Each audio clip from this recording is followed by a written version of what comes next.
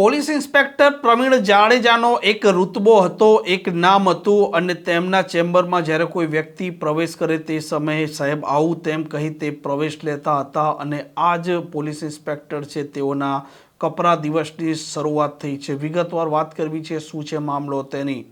વૈષ્ણવજન તો તેને કહીએ જે પીડ પરાઈ જાનાને રે। નમસ્કાર, આપ જોઈ રહ્યા છો નવજીવન ન્યૂઝ અને હું છું આપની સાથે તોફિક ગાંચી। ગુજરાત પોલીસમાં ફરજ બજાવનાર કોઈ પણ પોલીસ અધિકારી હોય કે કર્મચારી હોય તેમને માન મળતું હોય છે, મર્તબો મળતું હોય છે, શોહરત મળતી હોય છે તેમના સમાજમાં જ્યાં તે વસવાટ કરતા હોય છે અને જે થાણા વિસ્તારમાં તે ફરજ બજાવતા હોય છે ત્યાંના લોકો પણ તેમને આદર અને સન્માન આપતા હોય છે। પરંતુ કેટલીક વાર આ ગુજરાતની પોલીસમાં કામ કરનાર કેટલાક પોલીસ કર્મચારી અને અધિકારી એવું કામ કરે છે જેના કારણે પોતે પણ બદનામ થાય છે અને ગુજરાતની પોલીસને પણ બદનામી સહન કરવી પડતી હોય છે। અવારનવાર ગુજરાતની પોલીસે અનેક એવા સાહસભર્યો કાર્ય કર્યા છે જેના કારણે આ રાજ્યના લોકો છે તે શાંતિ સુરક્ષાના સાથે રહી રહ્યા છે અને ગુજરાતની પોલીસના આ બહાદુરીભરા કાર્યો છે તેની અનેક સમયે સરાહના પણ કરવામાં આવી છે। પરંતુ આ જ ફોર્સમાં એવા કેટલાક લોભિયા માણસો આવી જતા હોય છે જેઓના માટે પૈસો જ સર્વસ્વ હોય છે। તેમના થાણા વિસ્તારમાં કે તેમના થાણામાં જ્યારે કોઈ વ્યક્તિ કોઈ ફરિયાદ કરવા આવે તે સમયે તેને ન્યાય મળે, તેના સાથે જે પ્રકારનો અત્યાચાર થયો છે તે અંતર્ગત ગુનો દાખલ થાય તેવું આ ફરિયાદી અને આ પીડિત ઈચ્છતા હોય છે। પરંતુ આ રોકડીબાજો અને આ વહીવટદારો છે તે કેવળ રોકડીની ફિરાકમાં જ રહેતા હોય છે અને ત્યાર પછી મામલો એસીબી સુધી પહોંચી જતો હોય છે અને આવી જ ઘટના ગુજરાત પોલીસમાં ફરજ બજાવનાર પોલીસ ઇન્સ્પેક્ટર પ્રવીણ જાડેજા અને વકીલના સાથે બની છે, જેમાં એસીબીએ છટકું ગોઠવી તેમને રંગે હાથ લાંચ લેતા ઝડપ્યા છે અને આ મામલે નિવેદન પણ સામે આવ્યું છે।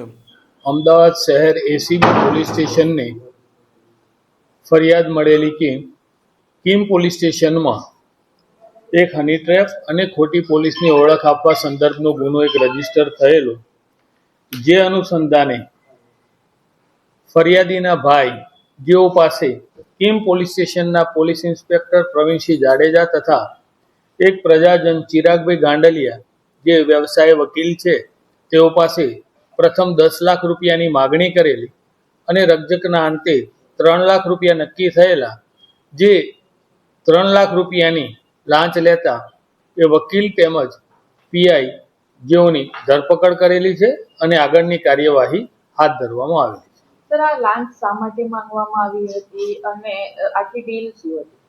મતલબ જે ગુનો દાખલ થયેલો હતો રૂરલ પોલીસ સ્ટેશનમાં, એ ગુનાના કામે કલમો ઘટાડવી, આરોપીની હેરાનગતિ ન થાય આ મુજબની જે મદદગારી કરવા એના આવેજ પેટે આ 10 લાખ માંગેલા અને 3 લાખ સ્વીકારેલા। વકીલ કોના તરફી હતો અને એનો શું હતો? વકીલ એ મિડલમેનની ભૂમિકામાં હતા અને એ પીઆઈ તરફે એમણે ટૂંકમાં જે રકમ નક્કી થઈ એમાં એમનો રોલ હતો। સર, કેસ કયો હતો? કયા કેસમાં? કેસ એક હની ટ્રેપ અને ખોટી પોલીસની ઓળખ આપવાનો એ ફરિયાદીને ભાઈ વિરુદ્ધમાં એવો આક્ષેપવાળો ગુનો દાખલ થયેલો હતો, એનો ગુનો।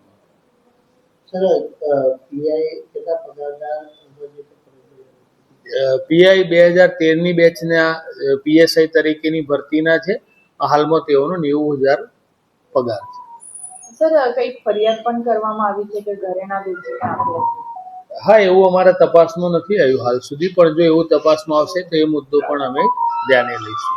આમ ગુજરાત પોલીસમાં થોડાક દિવસ પહેલાં ગાંધીનગરની સીઆઈડીમાં ફરજ બજાવનાર એક પોલીસ ઇન્સ્પેક્ટર છે તે અનેક પોલીસ કોન્સ્ટેબલ પર લાંચ લેતા ઝડપાયા હતા અને તેના ગણતરીના દિવસોમાં સુરત ગ્રામ્યમાં ફરજ બજાવનાર આ પોલીસ ઇન્સ્પેક્ટર છે પ્રવીણ જાડેજા અને વકીલ ચિરાગ ગોંડલિયા તે લાંચ લેતા ઝડપાયા છે અને મામલો હતો એક નકલી પોલીસને જે કેસ હતો તે કેસમાં આ બંને ભેગાથી 10 લાખ રૂપિયાની માંગણી કરી હતી।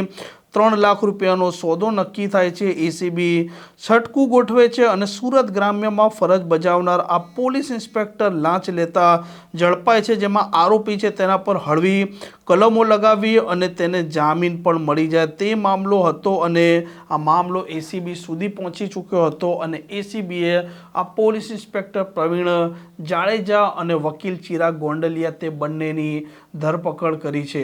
આ પ્રકારના સમાચાર, આ પ્રકારના અહેવાલ માટે નવજીવન ન્યૂઝની આ ચેનલ સાથે જોડાયેલા રહો. નમસ્કાર.